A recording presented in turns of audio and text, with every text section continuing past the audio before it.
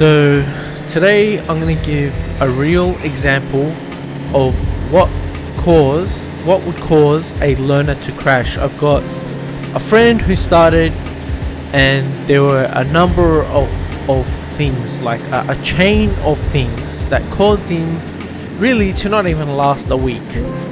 And I mean, he's alright, the guy is alright.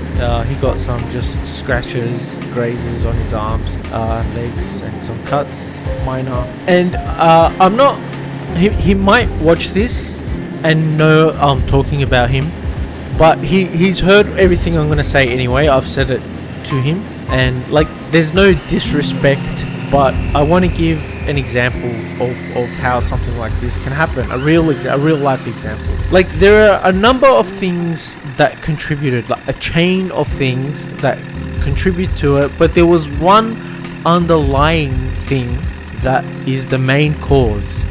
And even though I don't cover every other point that this can happen, this main underlying cause will cause these things to happen, and that underlying thing is respect.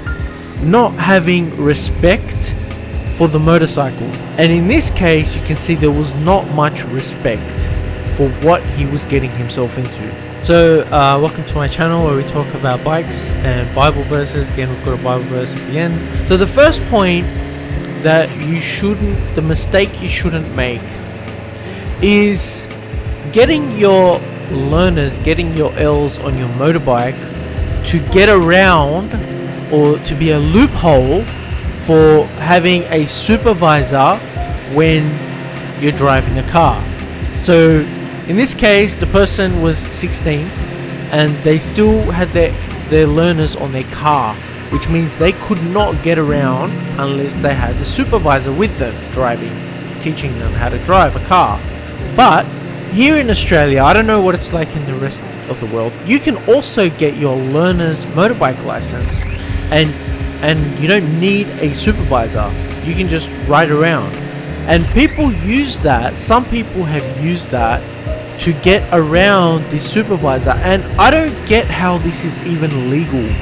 You need a supervisor to drive a car, yet for some reason riding a motorbike is harder. There's a lot more you need to learn. I think that's a bit of a loophole. I think in Australia there's some states that actually want to change this, and in this situation with my friend, this was exactly the case. He still had his L's in the car, and he was getting around on his motorbike. I've heard some terrible stories, much worse than what happened to my friend, with the same scenario. And also at the same time though, I've also heard success stories. I had a friend, he's been riding for 30 years.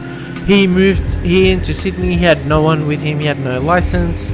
He got this loophole. He got his L's and he got a moped. That's how he got into riding. And a 50cc moped on his learners. He didn't need a supervisor. He can get around. And he rode for the next 30 years. He just went up and up and up, 50, 100, 25cc, up 500, 800cc. He doesn't ride anymore, but he went through that progression of riding for around 30 years until he just sold his bike. But the underlying cause again is respect. Maybe if you do this, like the success story, a 50cc moped, just having that fear and respect for the motorbike and not just jumping in. The second one, and it's just on the heels of this last point, is when you get your license and you got your license and you're riding everywhere. You're going to work, you're going to your friend's house, you're going to a meetup, you're just everywhere you're going to on a motorbike. And to me, that's a kind of a lack of respect. I got my learners when I was in my mid-30s. I've been driving a car for 20 years, more than 20 years. And when I got my bike, I was very selective of where I would ride and when I would ride. Actually, most of the time when I was on my learners, I would ride like 2 minutes to this parking lot, and then spend like 1 hour there just practicing for the test. Practicing cone weave, U-turns, braking, all of that.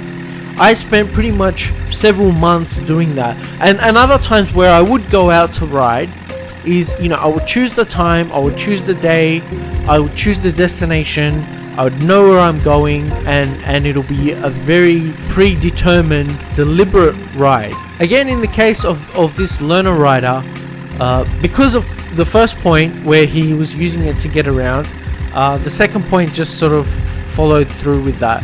He had to ride everywhere because he didn't have a car to drive by himself. The third thing in this example, he crashed because he was looking at his phone. Now, no learner is allowed to touch their phone. They're not allowed to look at their phone. I was at the shop with this guy, the motorcycle, equipment store, and he was wanting to get the Cardo system to do navigation, and he didn't get it because he didn't want to get done by police because they could see it on his helmet.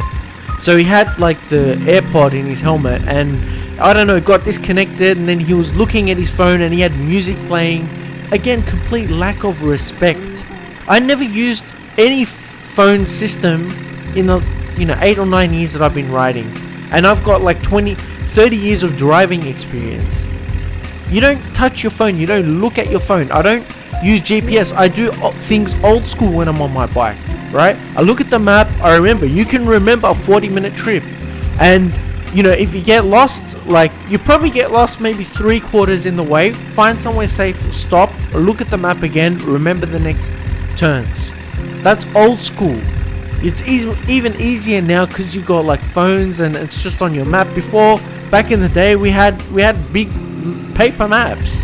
The fourth point that contributed to the injuries of this crash was that this person wasn't wearing the proper gear. I mean, he just had a helmet. When he first was riding, he just had a helmet. That's all. The helmet was too big for him. He wasn't wearing gloves. He'd ride around in t-shirt and shorts. And he went to get a new helmet, one that would fit. And I forced him to buy a jacket as well. The gloves, I think he wanted to buy, so he bought those. And I wanted to, because he was struggling with cash and he was young, I offered him to buy jeans, and I would have bought him shoes as well, but he didn't accept that offer. Anyway, ironically, I forced him to buy a jacket. At the time of when he crashed, he called me and he showed me his injuries, all these massive grazes on his elbows, and I'm like, "Where's your jacket?" And he's saying, "Oh, it was too hot." It's so ironic. He had like this deep-ish cut on his stomach, which he narrowly avoided getting stitches for. Thankfully, nothing worse happened. It was just some cuts and grazes. If it's too hot to wear gear, it's too hot to ride. The road, the tar, it doesn't care about you. It doesn't care that it's going to grind your skin off and start grinding your bone. It really doesn't care. The gutter doesn't care that it's going to crack your head. The gutter does not care. And again, that comes to all these other points before that. When your ride is deliberate, then you choose. If it's too hot, you don't ride.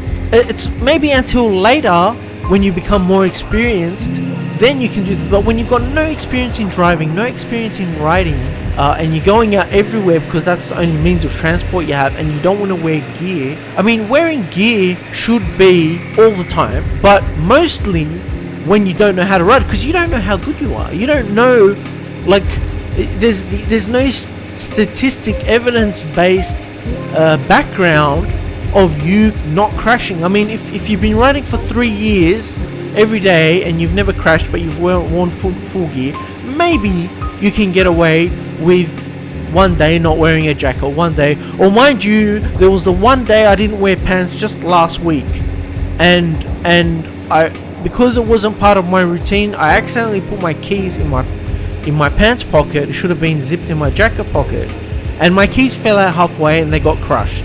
So always wear gear. And the last point is, I'm not being judgmental here. A crash can happen to anyone. A crash can happen to an experienced rider who doesn't pay attention. You always need to be careful, even if you're experienced. and accidents can happen, like a freak accident can happen.